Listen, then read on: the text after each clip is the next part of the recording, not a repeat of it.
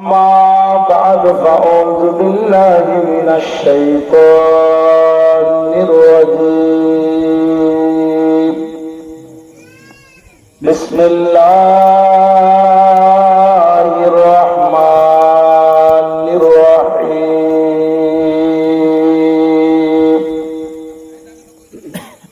كل نفس ذائقة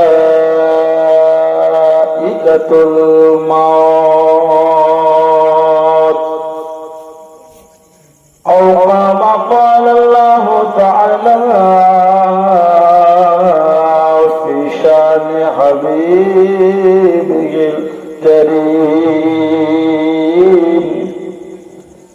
إن الله وملائكته يصلون على النبي يا أيها الذين آمنوا صلوا عليه وسلموا تسليما اللهم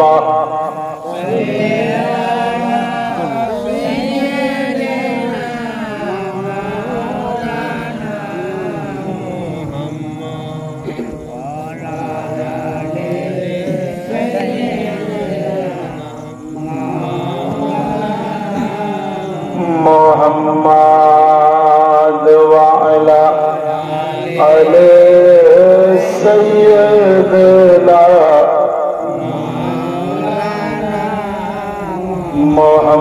محمد صلى على محمد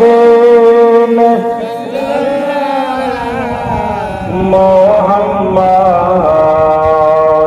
صلى على محمد محمد हरदम ज़ुबान से निकालो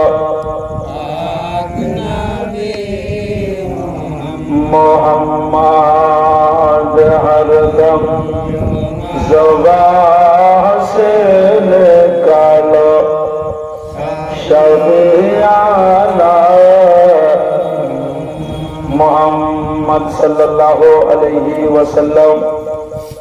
যাবতীয় প্রশংসা মহান স্রষ্টা রব্বুল আলামিনের জন্য, যিনি এক অদ্বিতীয় পাক ও পবিত্র রহমান রহিম মালিক ইয়াউমিদ্দিন। সেই রব্বুল আলামিনের বিশেষ রহমতের পরে তিনার হাবিবুল হাবিব আমিনার লাল মরুদ লাল কালি কমলি ওয়ালা মুস্তাফা আনসুল গরিবিন খাতিমান নবিয়্যিন সৈয়দুল মুরসালিন রহমাতাল লিল আলামিন पैगंबर के हाजिर व नाजिर आका मुस्तफा मुस्तफा मुर्तजा, जिनार नाम हलो नबी मुहम्मदुर रसूलुल्लाह सल्लल्लाहु अलैहि वसल्लमेर उपरे लक्ष लक्ष नेक दरूद व सालामेर नजराना अर्पित बर्षित হোক।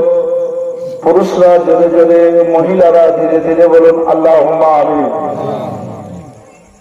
বরাবরান ইসলাম, আজকের তারিখে এই রাত্রিতে আমরা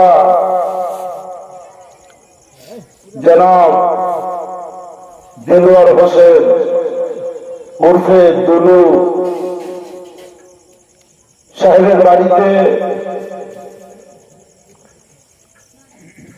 দুলু সাহেবের বাড়িতে আমরা কোন উদ্দেশ্যে উপস্থিত হয়েছি এ বিষয়ে আমরা সকলেই অবগত। এই বাড়ির একজন অভিভাবিকা পরিচারিকা ছিলেন, তিনি আজকে আমাদের কাছ থেকে বেশ কিছুদিন পূর্বে, অর্থাৎ কমাবেশ 39 দিন পূর্বে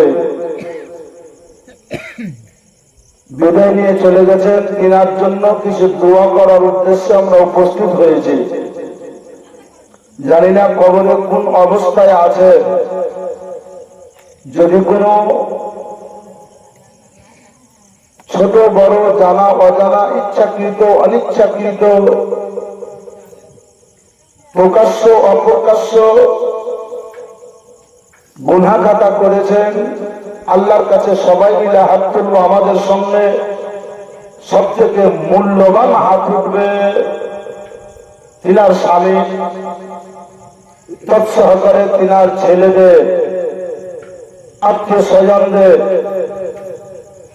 এবং গ্রামবাসী, পাড়া প্রতিবেশী, দেশ বিদেশের মেহমান সকলে আমরা হাত তুলে একটাই দোয়া করবো, আল্লাহ পাক রব্বুল আলামিন খালিকে কায়নাত তিনার প্যারা হাবিবের ওসিলায় তিনার জীবনের গুনাহ খাতাকে মাফ করে যাতে তিনার ঠিকানা জান্নাত বানিয়ে দেন। বলুন আল্লাহুম্মা আমিন। এটাই আসল উদ্দেশ্য। তাই কোরআন খানি, কুলখানি, শেষ বেলায় মিলাদ খানি দীর্ঘক্ষণ ধরে আপনারা বসে আছেন। আমার পূর্বে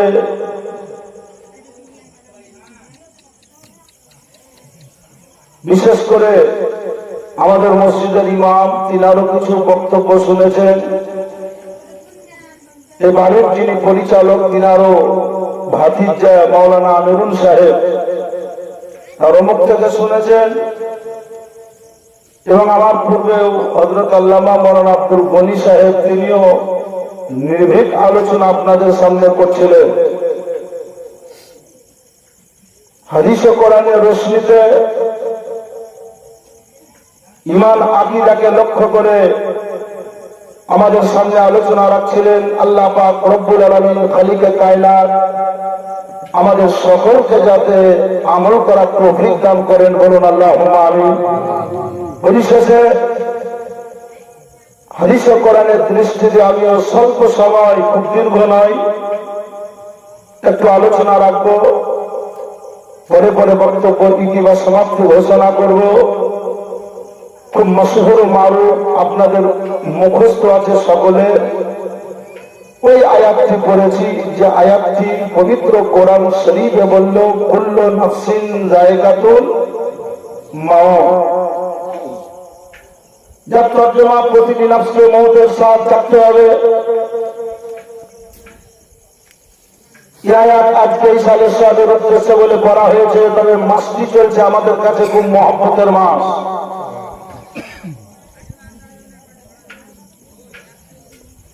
এই মাসটির আরবি ভাষায় মাসটিকে বলা হয় জিলহজ।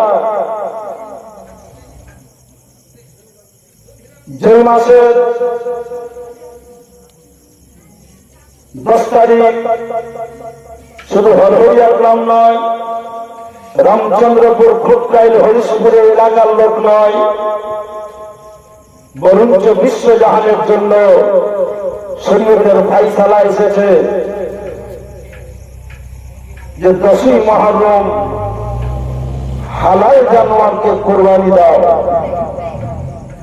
এবং মহব্বতের মাসে হাজী সাহেবেরা আর মদিনা শরীফে কেউ সম্ভবত থাকলেও কাল রওনা দিবেন, কারণ পরশু দিনাদের আরাফাতের ময়দানে পৌঁছতে হবে। তারপরে কোন কুরবানির জন্য হয়তো আজকে পৌঁছে গেছেন, কারণ ওদের চাল আমাদের থেকে একদিন আগে। যাক, 9 তারিখ আরাফাতের ময়দানে শরীয়ত সেটাকে লক্ষ্য করে বলেছে যে আরাফাতের ময়দানে দিনে মানুষ যদি রোজা রাখে প্রচন্ড নেকি পাবে, প্রচন্ড নেকি। শরীয়তে বলা হয়েছে বৎসরে 5টি রোজা হারাম, তার মধ্যে কোরবানির মাস জিলহজ মাসে 4খানা আর সওয়াল মাসে 1খানা। সওয়াল বলতে যেটা রোজার পরে ঈদ উল ফিতরের নামাজ পড়ে। গতকাল একজন ফোন করে বলছে, হুজুর আমি রোজা রাখবো, 9 তারিখ 10 তারিখ হবে না, 11 তারিখ। তো বললাম তোমাকে কোরবানির দিনে রোজা রাখতে কে বলেছে? বুঝে না, তাই বলছি খুব নেকির দিন কোরবানির দিন। কিন্তু শরীয়ত এই দিনগুলোকে বলা হয়েছে যে রোজা রাখা হারাম। আমরা কিন্তু অনেকেই বলি কি জানেন, ভোরবেলায় খাই আর কোরবানি দেওয়ার আগে কিছু খাই না, এটাকে রোজা বলি।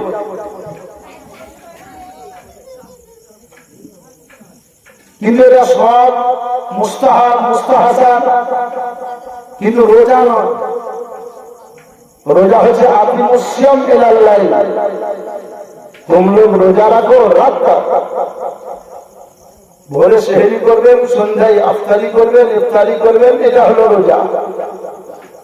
কুরবানির আগে কিছু খাবেন না এটা মুস্তাহাব।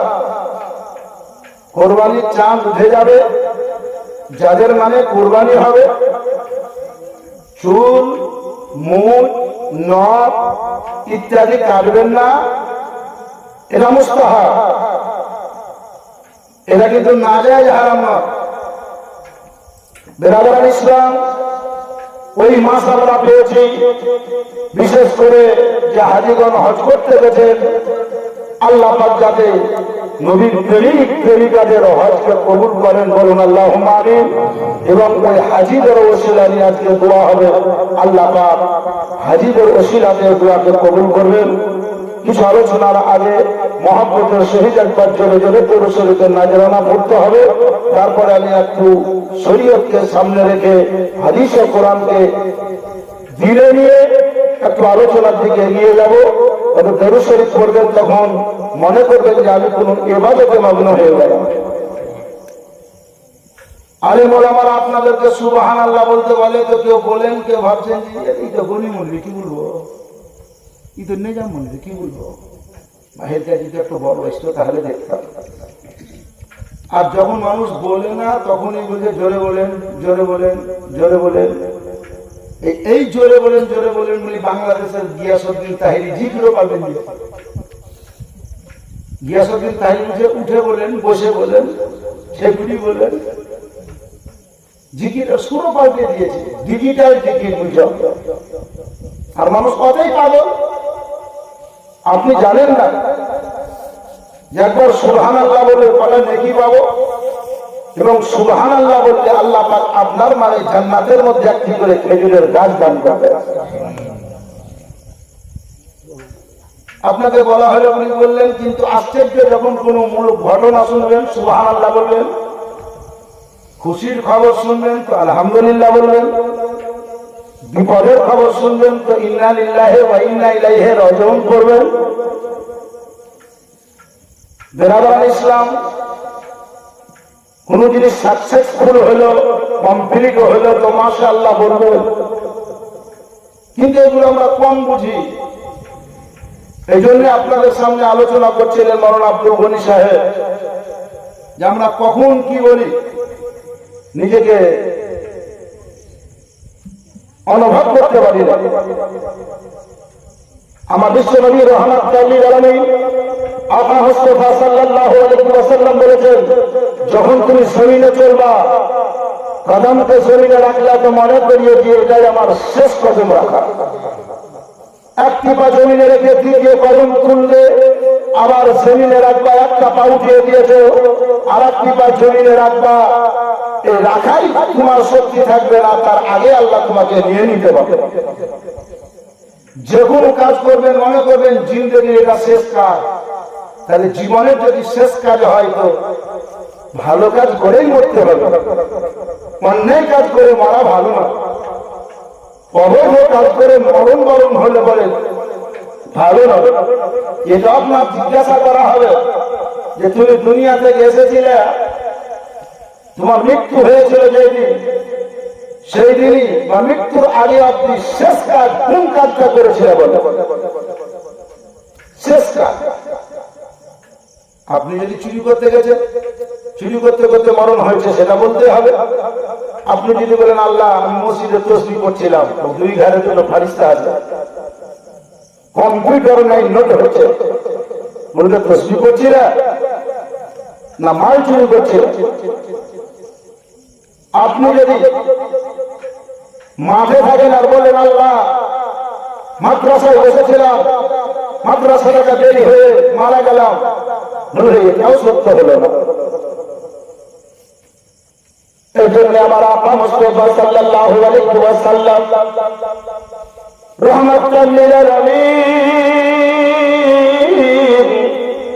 নূরের নবী বলে দিয়েছেন, ও আমার উম্মাত উম্মাতি, বেশি বেশি করে ইবাদত বন্দেগী করবে, কারণ তুমি জানো না তোমার মরণ কখন পড়ানো হবে।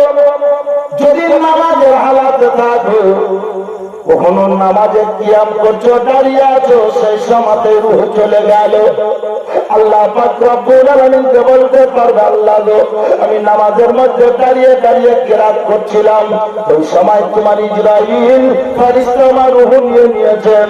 আল্লাহ পাক রব্বুল আলামিন খালিকে কায়নাত সেটাকে আপনার সুবহানাল্লাহ পবিত্রতম উত্তম ইবাদত মনে করে আপনার ঠিকানা জান্নাত বানিয়ে দিতে পারেন।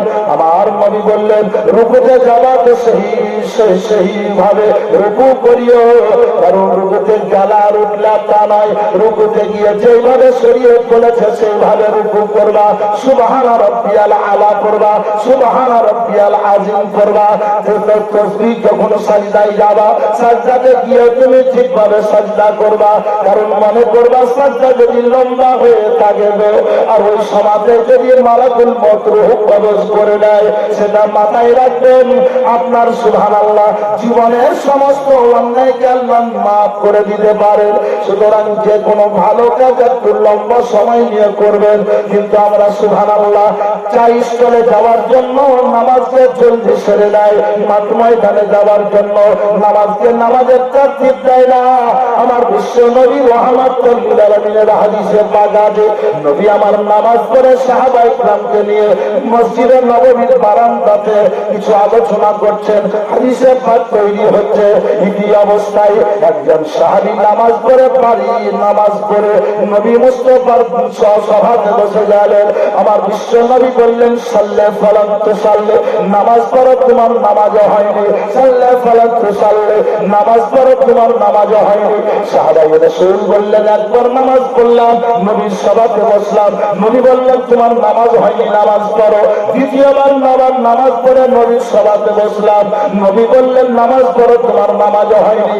তৃতীয়বার আবার মসজিদের ভিতরে গেলাম, মসজিদে নববীতে নামাজ পড়লাম, আর নামাজ পড়ে আমি আবার যখন নবীর সভাতে বসলাম, আমার বিশ্ব নবী রাহমাতুল লিল আলামিন তাহা ইয়াসিন মুজাম্মিল মুদাসসির তিনি বললেন নামাজ পড়ো তোমার নামাজ হয়নি। সাহাবিয়া রাসূল দুইজন হাসতে মস্তককে নিচু করে বললেন, আসসালাতু ওয়াসসালামু আলাইকা ইয়া রাসূলুল্লাহ, আসসালাতু ওয়াসসালামু আলাইকা ইয়া হাবিবাল্লাহ, ফিদাকা উম্মি ইয়া নবী গো, আমি কয়েকবার নামাজ পড়লাম, তবু আপনি বলছেন নামাজ পড়ো, নামাজ হয়নি। আমার রাহমাতুল লিল আলামিন বললেন, ইন্নী আরা মালা তারাউনা ওয়া আসমাউ মালা তাসমাউন, আমি নবী মুস্তাফা যা দেখি তা তোমরা কেউ দেখো না, এবং আমি নবী যা শুনি তা তোমরা কেউ শোনো না। সুতরাং মনে রাখো, জেনে রাখো, নামাজের যেটা তারতিব ছিল সেইভাবে তুমি নামাজ পড়োনি, নামাজের যেটা নিয়ম কানুন ছিল সেইভাবে তুমি নামাজ পড়োনি। রুকুতে দাঁড়িয়ে যতটা মিনিট সময় লাগতো কোরআন তেলাওয়াত করতে, ততটা সময় দাঁড়িয়ে তুমি কোরআন তেলাওয়াত করোনি। আপনার কিয়াম অবস্থাতে গিয়ে যতক্ষণ কোরআন পড়ার সময় ছিল অত সময় দাওনি, রুকুতে গিয়ে যতক্ষণ তাসবিহ পড়ার প্রয়োজন ছিল, দরকার ছিল, ততটা সময় তুমি তাসবিহকে দাওনি। সাজদাতে গিয়ে অতক্ষণ পর্যন্ত সাজদাতে থামোনি যতক্ষণ পর্যন্ত তোমার সুবহানাল্লাহ সময় লাগতো, ওই সময়কে তুমি নষ্ট করে দিয়েছো। জলদি সাজদায় গেছো, একবার হয়েছে কিনা আবার উঠে গেছো। এটাই আখিরাত, আত্তাহিয়াতু লিল্লাহি ওয়াস সালাওয়াতু তাইয়্যিবাত, এটা সম্পূর্ণভাবে তুমি পড়ো, শুধু জবানে হিলিয়েছো, আর জবানে হিলিয়ে তুমি উঠে গেছো, আবার বসেছো, আবার বসে তুমি সম্পূর্ণ করনি। আমার বিশ্ব নবী রাহমাতুল লিল আলামিন বললেন, নামাজ পড়ছিলাম, ধীরে ধীরে একটা তোমার অন্তরে বিরাজ করছিল, আমি জলদি নবীর সভাতে যাব, জলদি নবীর সভাতে যাব, মুসলমানের যাব। আমার বিশ্ব নবী রাহমাতুল লিল আলামিন বললেন, নামাজ তারতিবের সহিত আদায় করো, নচেৎ তোমার নামাজ আল্লাহর দরবারে কবুল হবে না। নামাজ ফারজ। আমার বক্তব্য শোনাটা হচ্ছে মুস্তাহাব বা সুন্নাহ। বেরাবরান ইসলাম, তাহলে নবী সাহাবায়ে কিরামকে নামাজের জন্য তাকিদ দিলেন। যে এইভাবে নামাজ পড়লে হবে না, এইভাবে পড়তে হবে।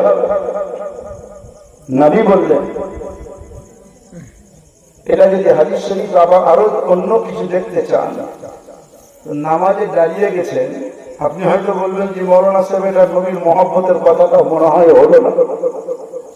হাদিস শরীফে এটাও আছে, নামাজে দাঁড়িয়ে গেলেন, বাপ যদি ডাকে যাওয়া যাবে না, মা যদি ডাকে যাওয়া যাবে না, দিদি যদি ডাকে যাওয়া যাবে না,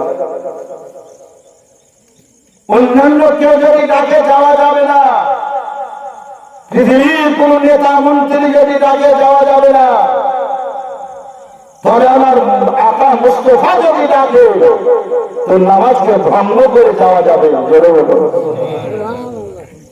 কারণ নবীর মহব্বত আগে, নামাজ পরে। নবী বললেন নামাজ পরে, আমি আগে, এটা সত্য, কিন্তু নামাজের মতো তোমাকে তরতিব দিয়ে পড়তে হবে। বেরাবার ইসলাম, আমি আপনাদেরকে বলি, আল্লাহ নবী আকরাম মুস্তাফা সাল্লাল্লাহু আলাইহি ওয়াসাল্লাম যা কিছুই বলেছে শুধু উম্মতের ভালাইয়ের জন্য বলেছে। নবী চেয়েছেন আমার উম্মত একটাই ভাবে যদি চলে, কবরে ভালো থাকবে, হাসরে ভালো থাকবে, পুলসিরাতে ভালো থাকবে। কারণ দুনিয়া মুমিনদের জন্য কায়েদখানা, কাফেরদের জন্য বেহেশতখানা। সুতরাং খুব হিসাব করে চলতে হবে। ও আমার উম্মতি, খুব হিসাব করে চলো। আর মা বাপ যদি বেঁচে থাকে, জীবনে আঘাত দিও না। মা বাপ যদি বেঁচে থাকে, অসত্য হতে দিও না। কারণ ওযু করে পবিত্র হালাতে সুন্নতি লিবাসে যদি মা জননীর শুধু চেহারাখানা দর্শন করে, মহব্বতের দৃষ্টিতে যতবার দেখবে ততবার মকবুল হয়ে যাবে, নেকি আল্লাহ আপনাকে দিয়ে দেবে। চিন্তা করেছে? তাহলে আমাদেরকে এই হিসাব বুদ্ধি বিবেক করে দুনিয়াতে চলতে হবে। দুনিয়া কঠিন জায়গা, কঠিন জায়গা। কে কার ভাষণে, কে কার যুক্তিতে, কে কার বুদ্ধিতে আমরা শুধু টাকা পয়সা লীলা খেলা ছলনাতে আমরা চলছি। এই জন্য তো বলা হয়েছে মান আরাফা নাফসাহু ফাকাদ আরাফা রাব্বাহু। যতক্ষণ পর্যন্ত আপনি আপনার নাফসকে চিনতে পারবেন না, ততক্ষণ পর্যন্ত আল্লাহকে চিনতে পারবেন না। আপনি যে কি আগে নিজেকে চিনে। বেরাদারান ইসলাম, আল্লাহ নবী আকরাম মুস্তাফা সাল্লাল্লাহু আলাইহি ওয়াসাল্লামের আমরা উম্মাহ। বেরাদারান ইসলাম, সেই হিসাবে আমাদেরকে সেই হিসাব করে চলতে হবে। কারণ 1 লাখ বা মাতান্তরে 2,24,000 পয়গম্বরের সর্দার আমার নবী আল্লাহ চুনে নিয়েছিলেন, বেছে নিয়েছিলেন। আল্লাহ তো হযরত আদম নবীকে পয়গম্বরের লিডার করতে পারতেন, ইব্রাহিম নবীকে নবীদের সর্দার করতে পারতেন, হযরত নূহ নজিউল্লাহকে নবীদের সর্দার করতে পারতেন। কিন্তু আল্লাহ বলছেন আদম পরে, আমার নবী আগে। নূহ নবী পরে, নবী আগে। ঈসা নবী পরে, হযরত ইব্রাহিম খলিলুল্লাহ পরে। 1 লাখ মতান্তরে 2,23,999 পয়গম্বর পরে, আমার রহমাতুল লিল আলামিন সবারই আগে। জিজ্ঞাসা করেন নবীকে, নবী আপনি কবকার নবী? একবার আপনি বলে দেন তো। আমার আকা মুস্তাফা সাল্লাল্লাহু আলাইহি ওয়াসাল্লাম বললেন, কুনতু মান কানা নাবিয়্যান ওয়া আদম বাইনাল মায়াতিন। আমি সেই দিনের নবী, যেদিন আদম আলাইহিস সালাম আলাইহি ওয়াসাল্লাম তাসলিম আগুন এবং পানির মধ্যে স্থলে ছিলেন। মাটি এবং পানির মধ্যে স্থলে ছিলেন কুঞ্জমান কানা নবিজ্ঞ আদম বাইনাল মাইয়াতের, অর্থাৎ আদম আলাইহিস নবিজ্ঞরা আলাইহিস ওয়াসাল্লাম তাসলিমকে আল্লাহ তৈরি করেননি, পানি এবং মাটির মধ্যে স্থলে ছিলেন, তারও আগে আমি নবী ছিলাম। তাহলে এই নবী আল্লাহ পাক নবীদের সর্দার করেছেন। তাই মহান রব্বুল আলামিনের পয়গম্বর বললেন, আমাকে যেমন আল্লাহ সমস্ত পয়গম্বরের সর্দার করেছেন, আমি আল্লাহর কাছে চেয়ে নিয়েছি, আল্লাহ সমস্ত পয়গম্বরের যেমন আমি সর্দার, তো সমস্ত পয়গম্বরের উম্মতদের মধ্যে আমার উম্মতেরা যাতে সর্দার হয়ে যায়। চিন্তা করেছেন? তাহলে আমরা বেহতরিন নবীর বেহতরিন উম্মত, উত্তম নবীর উত্তম উম্মত, তাহলে আমাদের চলাটা উত্তম হবে নাকি বলছেন? আজকে একজন জিজ্ঞাসা করছে যে হুজুর কোরবানির চাঁদ দেখে দাড়ি কাটা হবে, কেমন মুসলমান? কি কাটা হবে? কি কাটার কথা বললাম? দাড়ি কাটা হবে। কি চাঁদ যদি না ওঠে তাহলে একটা হবে? কচি বলছে হুম, কচি ভাই বলছে হুম, চাঁদ না উঠলে কেটে দাও। দাড়ি চিরদিনের জন্য কাটা হারাম। দাড়ি যখন হয়ে যাবে এক মুষ্টির বেশি হলে কাটে। বুঝে কোরবানির চাঁদ উঠেছে তো দাড়ি কাটা হবে। চিন্তা করেছেন? গতকালকে ছিলাম মোর গ্রাম তেলঙ্গল বলে একটা গ্রাম, মাজারের রুস। বুঝে হুজুর কোরবানির চাঁদে কোনো জানোয়ার জব করতে হয় না, উনি গরু টরু করিয়ে নিয়ে দেখেন একটা দেশি মুরগি করেছে, পোলট্রি বিরিয়ানি করতেছে। তো বললাম যে পোলট্রিরও জব করা যায়, গরুরও জব করা না যায়, কোরবানির চাঁদ উঠেছে বোঝে বুঝে না, কথা তো আমরা জানি না। আর তুমি মশলা বলে দিলে আবার জানো না, মানে তুমি তো মশলা বলে দিলে গরু জব করা যায়, ঠিক নয়, কোরবানির চাঁদ উঠেছে। চিন্তা করেছেন? আমরা একটু যদি জানি তো বেশি করে নিজে বলে দেয়। কসম খোদার বলছি, আমি মুলবি হোক, কোন মুক্তি হোক, কোন আলেম হোক, যদি ভুল ভ্রান্তি মশলা বলে দেয়, জাহান্নামী কাঁচি নিয়ে আল্লাহ জিভ কেটে নেবে আমাকে। এটা মাথায় দাড়ি চিরদিনের জন্য কাটা নিছে, সেটা বলছে যে কোরবানির চাঁদ উঠেছে, কাটা যাবে কি যাবে না? বেরাদর ইসলাম, আমার বিশ্ব নবী রাহমাতুল আলামিন বললেন, ও আমার উম্মত উম্মতি, সমস্ত পয়গম্বরের মধ্যে যেমন উত্তম আমি, তেমন তোমরা উম্মত আমার সবথেকে উত্তম উম্মত। ঈসা নবীর উম্মত থেকে আমার উম্মত বেশি উৎকৃষ্ট, ঈসা নবী মুসা নবীর উম্মত থেকে আমার উম্মত বেশি ভাগ্যবান উম্মত।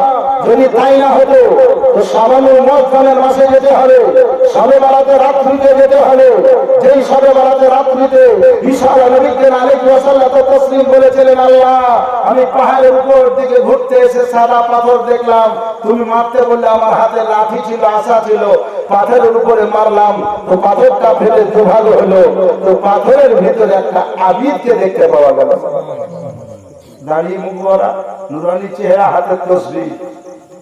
আজকাল তো আমরা তসবিহ করি, আমাদের তসবিহ করার তরতিব আলাদা। আপনি কথা বলছেন আর কাঠি পার হয়েছে, এরকম তসবিহ করা মেলা লোক আছে। আপনি তসবিহ করছে আর কাঠি পার হয়েছে, একটা লোককে দেখছি কথা বলছে, আসসালামু আলাইকুম, ভালো আছেন মৌলভী সাহেব, কখন এলেন, কোথায় থাকছেন, আর কাঠি কিন্তু ঠিক পার হয়েছে। কাঠি পার হওয়া দেখার পরে তো বললাম যে চাচা একটা কথা বলতাম, যে বলে আর কাঠি পার হয়েছে, বলেন তাও কাঠি পা। বললাম কি পড়ছেন আপনি? বলছে কুল পড়ছি, কুল শরীফ পড়ছি।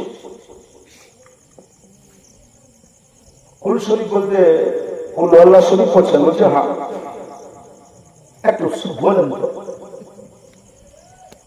আপনি একদিন মিলাদ করতে এসে কুল শরীফ শুনবেন, আমাদের গ্রামে মৌলভী সাহেব কোনোদিনই শুনতে চাইনি। তো বললাম আমি ওর জন্য বলছি না, আপনার হচ্ছে কি হয় না তার জন্য না, আমি জানতে চাইছি যে আপনি কথা বলছেন আর কাঠি পার করছেন, কিন্তু কুল আল্লাহ শরীফ করতে একটু সময় লাগবে। বিসমিল্লাহির রহমানির রহিম, কুল হুয়াল্লাহু আহাদ, আল্লাহুস সামাদ, লাম ইয়ালিদ ওয়া লাম ইউলাদ ওয়া লাম ইয়াকুল লাহু কুফুয়ান আহাদ। যার তরজমা কুল হুয়াল্লাহু আহাদ। হাবিব বলে দাও, আল্লাহ ইয়া লাম ইয়ালিদ ওয়া লাম ইউলাদ, তার কোনো ছেলে না, তার কোনো মেয়ে না, তার মাতা না, পিতা না, আমি তর্জমা জিজ্ঞাসা করিনি।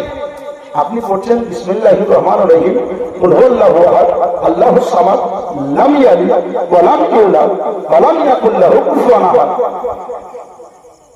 একটা কাঠি পার হয়ে আবার পড়বেন, একটা বুঝে না অত বড় নয়, অত বড় পড়িলে তো বললাম তাহলে লা ইলাহা ইল্লাল্লাহ মুহাম্মাদুর রাসূলুল্লাহ পরে কাঠি পাল্টাচ্ছেন, কালমা শরীফ পড়ছেন, বুঝে না এটাও নয়, তাহলে কোনটা পড়ছেন? সাল্লাল্লাহু আলাইহি সাল্লাম দরুদ শরীফ পড়ছেন, বুঝে না এটাও নয়।